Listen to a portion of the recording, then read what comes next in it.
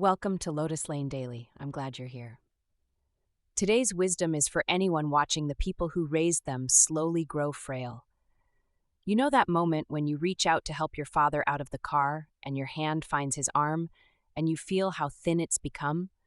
Or when your mother asks you the same question 3 times in one evening and you answer it patiently, gently each time, and then you go to the bathroom and just stand there, gripping the sink, trying to hold yourself together.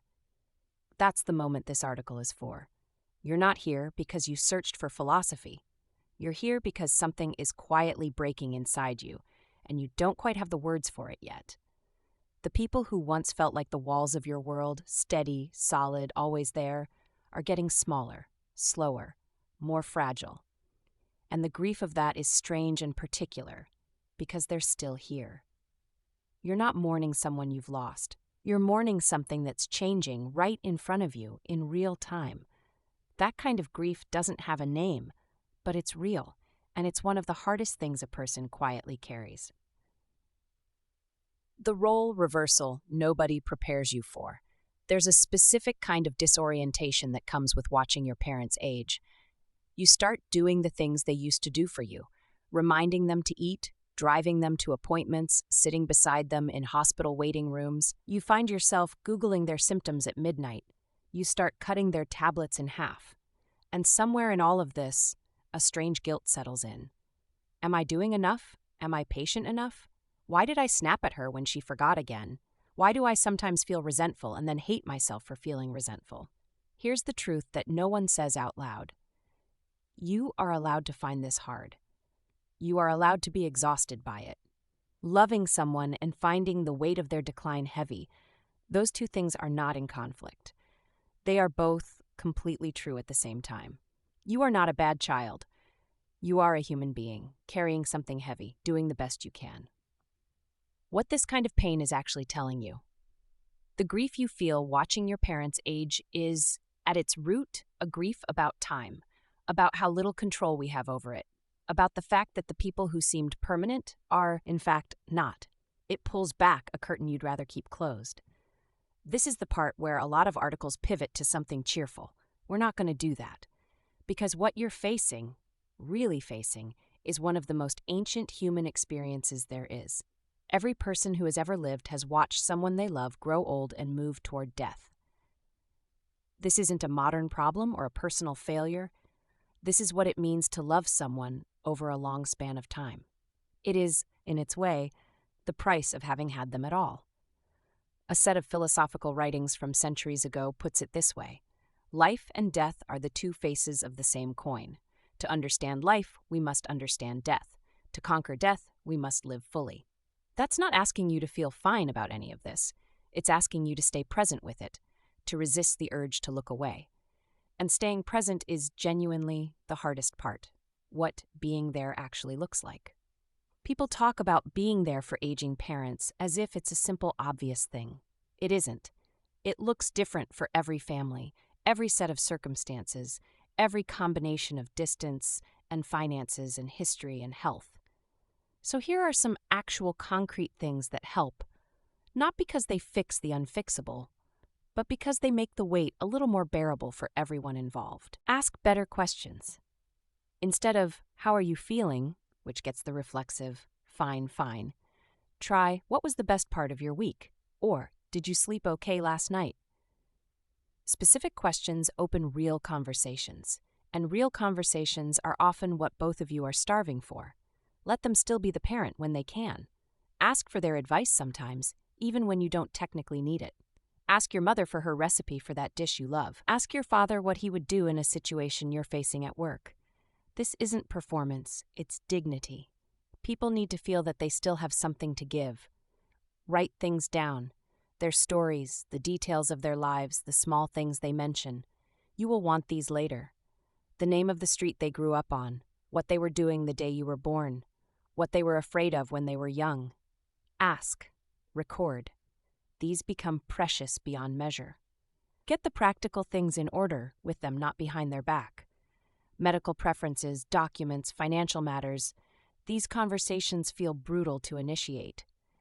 But having them gently, while there's still time and clarity, is one of the most loving things you can do. It takes the weight off everyone, including them. Find your own place to put the grief.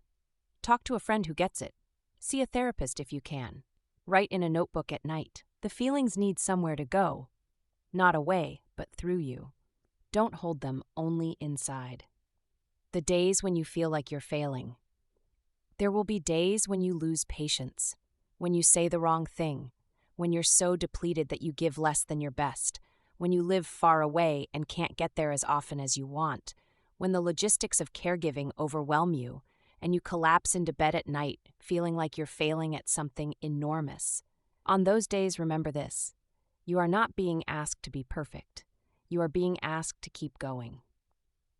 There's a line from a collection of letters and teachings that I think about in hard moments. Fall down 7 times, stand up 8. This is the spirit of a winner. Not the spirit of someone who never stumbles. Not the spirit of someone who always says the right thing or always has enough energy. Just someone who keeps standing back up. That's all that's being asked of you. Not perfection, just persistence. Just you fell down and tomorrow you'll stand up again. The guilt about your own life. One thing nobody talks about enough: the guilt of still having your own life to live. You have work, relationships, your own children perhaps, your own health to manage, your own desires and dreams and daily crises, and somewhere underneath all of it is this quiet, gnawing feeling that wanting things for yourself is somehow a betrayal of your parents who are running out of time. It isn't. Your life continuing is not an act of abandonment. It is, in a way, the point. The entire reason any parent works and sacrifices and loves is so that their child can go out and live. Letting yourself live, fully, genuinely, without constant guilt, is not a failure to honor them. In some real sense, it is the fulfillment of everything they hoped for you. Another teaching from those same writings says something worth sitting with. No one succeeds without struggle. Difficulties are the forge in which we are shaped. You are being shaped by this. By all of it, the love, the grief, the exhaustion, the tenderness, the ordinary Tuesday afternoons sitting beside them watching something on television neither of you really cares about, but doing it together anyway. You are being made, quietly, into someone with a very particular kind of depth, what you can't fix and what that's okay. You cannot stop your parents from aging. You cannot take their pain. You cannot turn back the clock to when they were strong and certain and the ground beneath your feet. No amount of love, no degree of care, no perfect thing you say will change the fundamental arc of what is happening. And somehow you have to find a way to sit with that. Not to be fine with it, just to hold it. To keep showing up anyway, knowing you can't fix the biggest thing and doing the smaller things with as much love as you have available that day. That is not a small thing. That is, actually, an enormous thing. One last thing. If you're reading this at 2 a.m., unable to sleep, heart heavy with something you can't quite name, you are not alone in this. Every generation, across every part of the world, has sat where you're sitting, has felt what you're feeling. The specific love and specific grief of watching your parents get old is one of the oldest human experiences there is. You won't get through it without hard days. You won't get through it without moments of dropping the ball or losing your patience or crying in your car before you walk into their house. But you will get through it. And in getting through it, imperfectly, stubbornly, on days when you have almost nothing left, you will be giving them something no one else in the world can give. You'll be giving them you, still there, still trying. That's enough. That has always been enough. That's the wisdom for today. If something here landed for you, share it with one person who might need to hear it too. Take it slow. I'll see you tomorrow on Lotus Lane Daily.